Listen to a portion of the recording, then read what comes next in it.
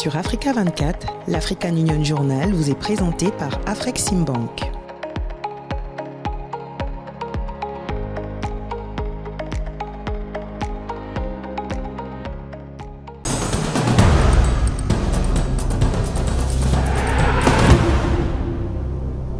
Bienvenue dans ce nouveau numéro de l'African Union Journal sur Africa 24. Au sommaire de cette édition, la souveraineté sanitaire de l'Afrique confrontée à une forte dépendance aux importations de vaccins et de médicaments. Nous reviendrons également sur les défis de la santé maternelle et du financement des systèmes de santé sur le continent.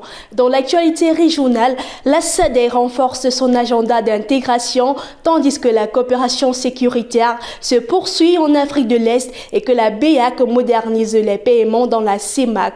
Nous nous intéressons aussi au rapprochement entre l'Alliance des États du Sahel et la Russie avant de découvrir le parcours d'Anita Keki-Bebo, nouvelle chef de la mission des Nations Unies au Soudan du Sud.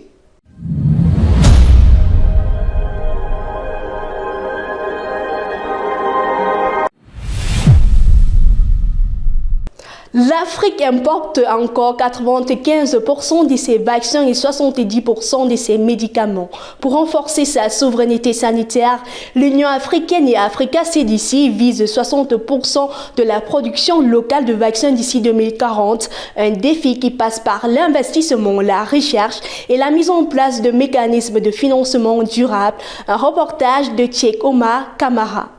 L'Afrique fait face à une dépendance structurelle critique important plus de 95% de ses vaccins et 70% de ses médicaments. Cette vulnérabilité, cruellement mise en lumière par la pandémie de Covid-19, a poussé le continent à ériger la souveraineté sanitaire en priorité absolue. Sous l'impulsion de l'Union africaine et de l'Africa CDC, l'objectif est désormais clair: produire localement 60% des besoins en vaccins d'ici 2040. Cette transition requiert une refonte complète de l'écosystème, de la recherche à la mise sur le marché. Pour les dirigeants du continent, les efforts actuels, bien que réels, doivent changer d'échelle pour garantir une autonomie totale et interconnectée. L'Afrique du Nord a renforcé sa production de vaccins, mais cela reste insuffisant. Ce que font le Ghana, le Rwanda, l'Égypte ou l'Afrique du Sud ne suffit pas. Nous devons en faire plus. C'est l'impératif auquel nous sommes confrontés. La souveraineté sanitaire exige une capacité de production de bout en bout et non de simples solutions partielles. En fin de compte, si nous entamons un processus sans le mener à son terme, ce sont les patients qui devront être soignés qui risquent de mourir. Il est donc capital de comprendre l'importance d'une approche intégrée de bout en bout. De même, il est crucial de saisir ce que cela implique à chaque étape, de la construction des infrastructures au développement, en passant par les essais cliniques et la réglementation. La COVID-19 a été un réveil douloureux.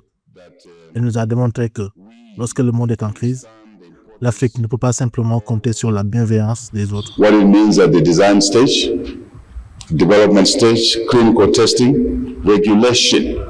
Au-delà de la nécessité d'une chaîne de valeur intégrée, les données économiques confirment l'urgence de s'affranchir de l'aide internationale pour soutenir un marché en forte croissance.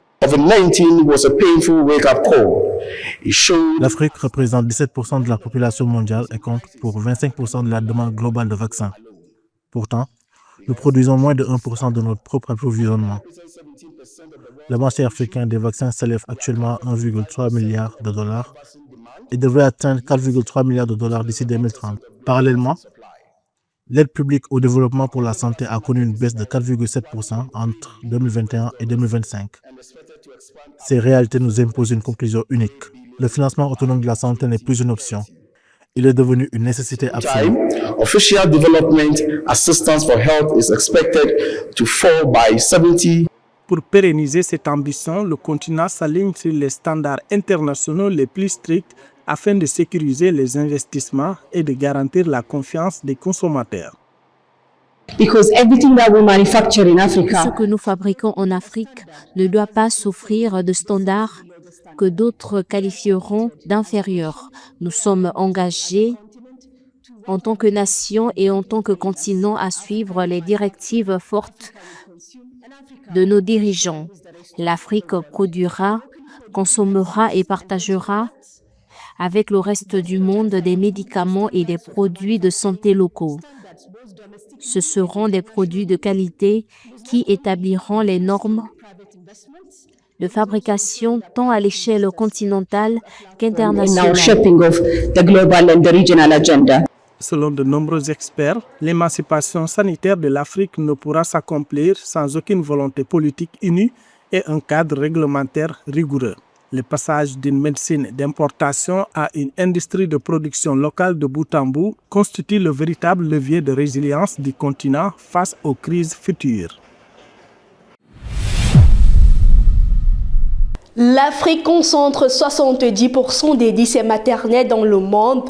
Chaque année, environ 178 000 femmes et 1 million de nouveau-nés meurent de causes largement évitables. Les experts appellent à renforcer les politiques publiques et l'accès à des soins de qualité. Les détails avec Samantha Sabero.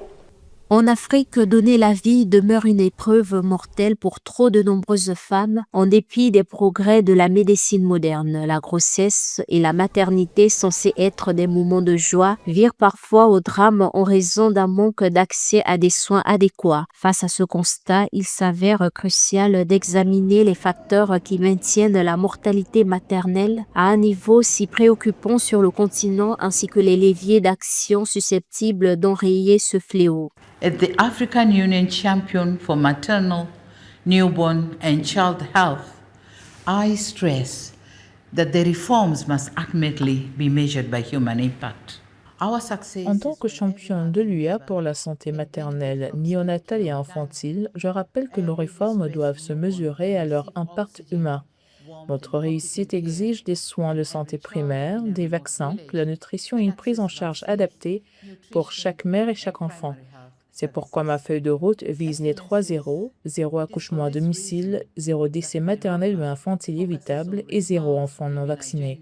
Grâce à une volonté politique affirmée, une bonne gouvernance et des partenariats solides, renforçons nos systèmes de santé. J'appelle ce comité ministériel à adopter un pacte concret pour la survie maternelle et infantile en Afrique. Strong political will, good governance and sustained partnerships to invest in and strengthen health systems in order to achieve these concrete goals. L'état des lieux des Nations Unies est sans appel, selon les estimations de leur groupe interorganisation publié en 2025. La mortalité maternelle a baissé de 40% entre 2000 et 2023, passant de 727 à 442 décès pour 100 000 naissances vivantes. Mais cette avancée est insuffisante. L'Afrique concentre aujourd'hui 70% des décès maternels mondiaux, avec chaque année environ 198 000 mères et 1 million de nouveau-nés victimes de causes évitables. Au rythme actuel, moins 2,2% par an, la région comptera près de 350 décès pour 100 000 naissances vivantes en 2023, loin de la cible des objectifs de développement durable, 70 décès. Mother or child should die in the process of giving birth or within the first 28 days of life for the child. A few causes that I would like to highlight being some of the crucial causes. Bien que des avancées aient été réalisées, le taux de mortalité maternelle et infantile au cours des 28 premiers jours demeure alarmant. Il est primordial de s'attaquer à leurs facteurs prépondérants, notamment les hémorragies obstétricales, antépartum et postpartum, les pathologies hypertensives telles que l'éclampsie, les pathologies infectieuses ainsi que les difficultés liées à l'accouchement, qui constituent les premières causes de la mortalité maternelle en Namibie. Hypertensive disorders, eclampsia and others, infections and complications during delivery being some of the main causes of these maternal deaths in Namibia. Les causes médicales de ces décès sont pourtant bien connues: hémorragie, hypertension, infection, avortement à risque, prématurité, septicémie et anomalies congénitales. Pourquoi le continent échoue-t-il alors à endiguer définitivement ces fléaux? Les experts pointent du doigt l'absence ou la mauvaise application des politiques publiques. Ce déficit se traduit concrètement par des financements insuffisants, des problèmes de gouvernance, une pénurie sévère de personnel et des crises récurrentes, flambées épidémiques, conflits armés qui désorganisent les structures de soins. L'Afrique ne se contente pas d'être une simple spectatrice de la santé mondiale. Elle s'impose comme l'un des bâtisseurs émergents. Je me réjouis de l'innovation émanant du continent et de cette détermination à agir qui caractérise le combat de l'Afrique pour éradiquer les décès maternels évitables. Il faut tirer parti de cette dynamique jusqu'à ce que chaque grossesse bénéficie d'un suivi, que chaque accouchement se déroule en toute sécurité et que le potentiel de chaque femme puisse pleinement s'épanouir.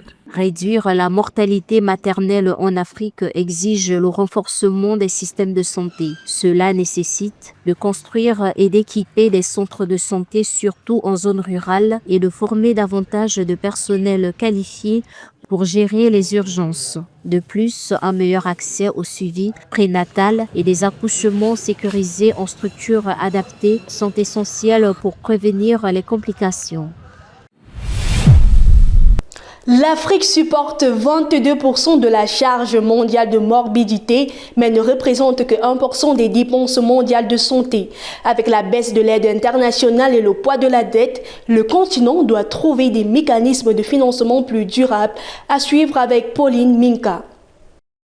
La question du financement de la santé est devenue l'un des grands défis du développement africain. Les épidémies, la dette et la baisse de l'aide internationale ont aggravé cette situation. L'Afrique représente 22% de la charge mondiale de morbidité, mais seulement 1% des dépenses mondiales de santé. Les dépenses atteignent environ $85 par habitant, tandis que moins de 40% des pays atteignent le seuil de $86 recommandé par l'OMS. Le financement durable de la santé est une priorité économique. L'Afrique doit investir dans sa santé. Percevoir la santé comme une dépense n'est plus tenable. Le problème du financement de la santé du continent concerne aussi la stabilité et la répartition des ressources. En 2023, les paiements directs représentaient en moyenne 35% des dépenses courantes de santé dans la région africaine de l'OMS. Cette situation fragilise les ménages. En 2022, près de 385% de personnes ont été poussées dans la pauvreté ou une pauvreté plus profonde à cause de ces dépenses. Au Maroc, nous avons pris une décision claire pour mettre le capital humain au cœur du modèle et pour faire de la santé un tournant de l'ambition du royaume. Cette conviction a été traduite en un effort financier fort et soutenu.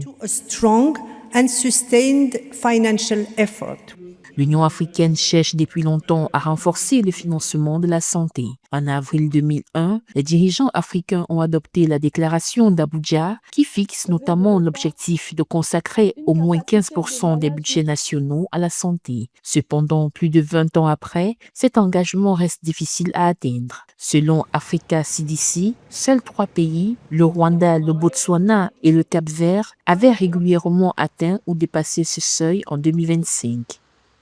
Nous avons entendu le président mentionner que l'Afrique dépense plus de 140 milliards d'euros en santé, mais que seulement 41% de cette quantité est financée par les gouvernements. Comment pouvons-nous aider les gouvernements à s'adresser à cette question? Parce que les 60% qui ne sont pas financés par les gouvernements sont financés par les familles ou par les partenaires internationaux. Dans cette perspective, Africa CDC a lancé en avril 2025 une nouvelle stratégie destinée à améliorer le financement de la santé sur le continent. Prévue pour la période 2026-2030, elle prévoit que 20 pays couvrent au moins 50% de leurs dépenses de la santé grâce à des ressources nationales durables, avec un tableau de bord pour suivre les progrès et renforcer la transparence. Dans l'actualité en bref de cette édition, la SADC réaffirme son engagement en faveur de l'intégration régionale. L'EAC renforce la sécurité des frontières au Burundi et la BEAC lance SISTAC 2 pour moderniser les paiements dans la CEMAC. Les détails avec Christian Belobo. Les dirigeants de la SADC ont réaffirmé lundi 17 août 2026 à Durban leur engagement à renforcer l'intégration et la coopération régionale face aux défis sécuritaires, sanitaires, économiques et climatiques. Réunis pour leur 46e sommet, ils ont notamment appelé à accélérer l'industrialisation, développer les infrastructures et renforcer les échanges commerciaux. Sur le plan sécuritaire, la SADC a réaffirmé son soutien à la RDC et encouragé le dialogue au Mozambique et à Madagascar. Les dirigeants ont également appelé à renforcer la coopération sanitaire face aux épidémies. L'objectif est de consolider une région plus autonome, intégrée et résiliente, capable de mieux répondre collectivement aux crises. La communauté d'Afrique de l'Est a remis 2 véhicules de patrouille frontaliers au Burundi afin de renforcer la sécurité et la surveillance des frontières régionales. La cérémonie s'est tenue à Bujumbura dans le cadre des efforts de l'organisation pour améliorer la coopération sécuritaire entre les États membres. Les véhicules doivent permettre aux forces burundaises d'intensifier les patrouilles, de lutter contre les activités transfrontalières illicites et de renforcer la coordination avec les pays voisins. Cette initiative s'inscrit dans la stratégie de l'EAC visant à consolider la paix, la sécurité et la gestion coordonnée des frontières dans la région. La BEAC a mis en production depuis le 3 août 2026 SysTac 2, sa nouvelle plateforme régionale de télécompensation des paiements de détail dans la CEMAC. Le système doit moderniser, automatiser et sécuriser les transactions entre les acteurs financiers de la sous-région. SysTac 2 remplace le dispositif lancé en 2007 et renforce l'interopérabilité entre banques, établissements de paiement et opérateurs de monnaie électronique. Il fonctionnera en complémentarité avec Sigma, le système régional de règlement brut en temps réel. La réforme prévoit également l'adoption progressive de la norme internationale ISO 222 avec pour objectif de renforcer l'efficacité, la résilience et la cybersécurité des systèmes de paiement de la CEMAC. Le rapprochement entre l'Alliance des États du Sahel et la Russie se renforce. Réunis à Niamey, les ministres des Affaires étrangères ont placé la sécurité, l'économie et les investissements au cœur de leur coopération. Une dynamique qui pourrait modifier davantage les équilibres au Sahel. Un reportage de Rina Kwasi. À Niamey, au Niger, la Russie et les 3 pays de l'Alliance de l'État du Sahel ont franchi une nouvelle étape dans leur coopération. Réunis le 8 juillet 2026, les ministres des Affaires étrangères du Burkina Faso, du Mali et du Niger ont adopté un cadre de consultation pour 2026-2027. Une coopération qui dépasse désormais le seul domaine militaire pour toucher la diplomatie, l'économie et les investissements. Cette rencontre de haute portée politique et diplomatique est la traduction parfaite de notre volonté commune d'œuvrer ensemble à l'avènement d'un ordre mondial plus juste, plus équitable, fondé sur des valeurs de paix, de sécurité et de développement, ainsi que sur le respect de la souveraineté et des principes fondamentaux du droit international. La présente rencontre nous donne l'occasion de faire le bilan de la mise en œuvre des décisions prises lors des premières consultations, mais également de nous projeter dans les futures actions à mener en vue du renforcement de notre partenariat stratégique. L'enjeu est considérable pour l'AES, qui représente près de 83 millions d'habitants selon les estimations démographiques disponibles pour 2025. Les 3 pays forment également un vaste espace de près de 2,8 millions de kilomètres carrés. Depuis leur retrait effectif de la CEDEAO le 29 janvier 2025, le Mali, le Burkina Faso et le Niger cherchent à consolider leurs propres mécanismes de coopération et à diversifier leurs partenariats internationaux. La présente session de consultation entre les ministres des Affaires étrangères de la Confédération des États du Sahel et la Fédération de Russie renforce ainsi les relations déjà spéciales entre la Confédération et la Russie. Nous apprécions particulièrement le leadership de la Fédération de Russie et l'objectivité de votre analyse en ce qui concerne la situation en Afrique et plus spécifiquement la situation au Sahel. Sur le plan sécuritaire et économique, le rapprochement entre l'AES et la Russie se poursuit dans un contexte marqué par la persistance des groupes djihadistes au Sahel. La Russie maintient son soutien militaire aux 3 pays malgré des attaques qui continuent de mettre leurs forces à l'épreuve. Parallèlement, la coopération s'étend aux ressources stratégiques, notamment l'or, l'uranium, le lithium et les hydrocarbures. Au Mali, la Russie est déjà associée à des projets dans l'or, le lithium et l'énergie, avec notamment la construction d'une raffinerie d'or et des discussions autour d'un projet nucléaire. Nous sommes unis par la compréhension de la nécessité de former un ordre mondial multipolaire juste et de travail conjoint contre les pratiques néocoloniales qui sont assez vivantes. Nous comptons que la coopération entre la Russie et l'AES donnera un élan additionnel au renforcement de la souveraineté de nos États et au élargissement de nos relations bilatérales et des relations sous format multilatéral. Le rapprochement Russie-AES apparaît donc comme une recomposition stratégique majeure au Sahel. Pour les trois pays, le défi serait de transformer les promesses de souveraineté et de diversification en résultats concrets: sécurité, infrastructures, investissements et emplois. Pour la Russie, l'objectif est également de consolider une influence durable dans une région stratégique. Le prochain test sera économique, notamment lors du sommet Russie-Afrique, annoncé pour octobre 2026.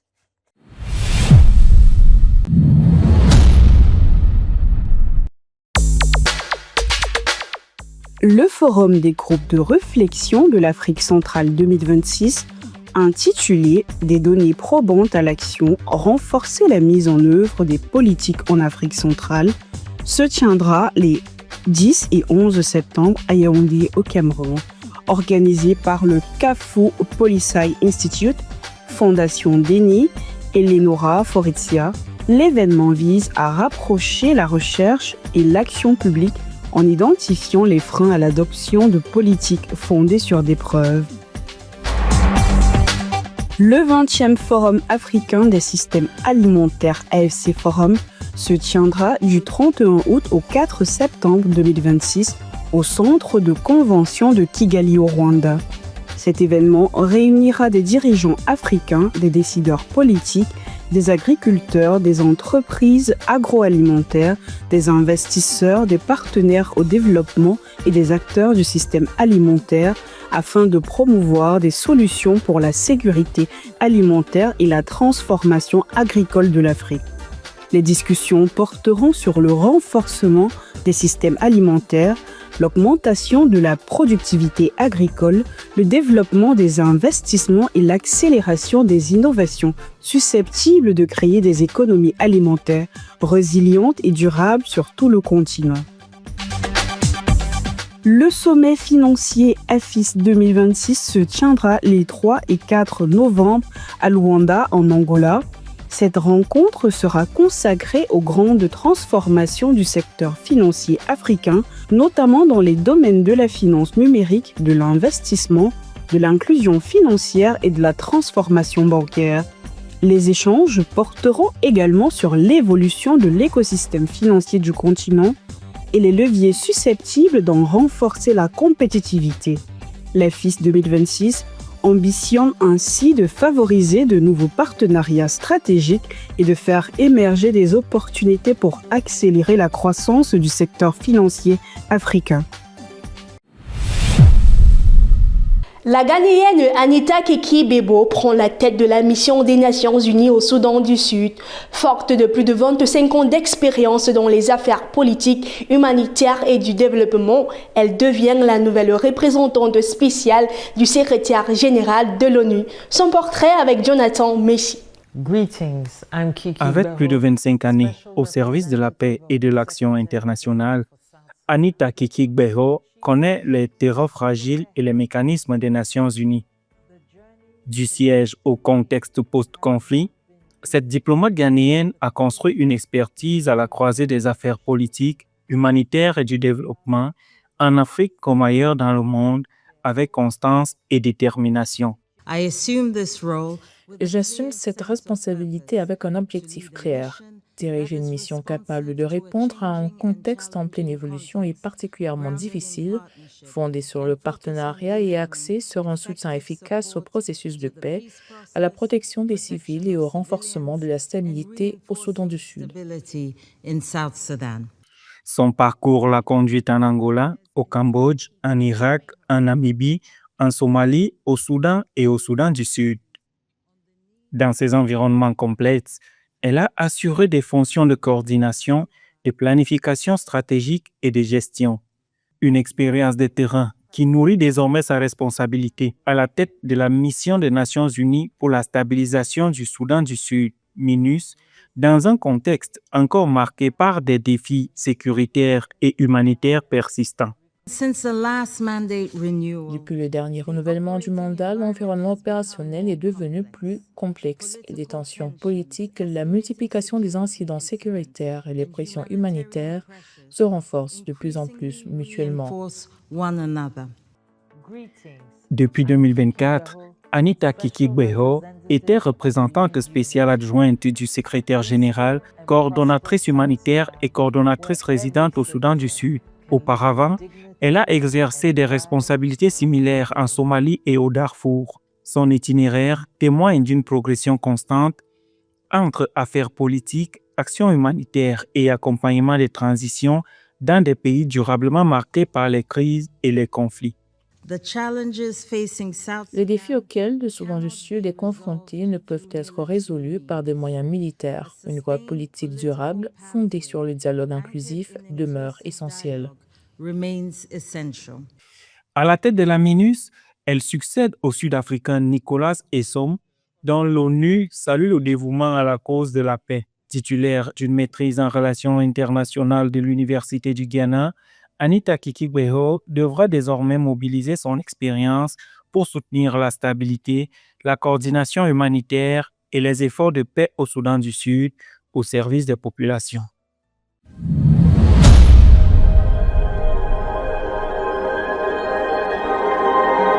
Madame, Monsieur, merci de nous avoir suivis dans cette édition de l'African Union Journal. Retrouvez dans un instant une nouvelle édition de l'actualité africaine sur Africa 24, la meilleure chaîne mondiale d'information pour l'Afrique.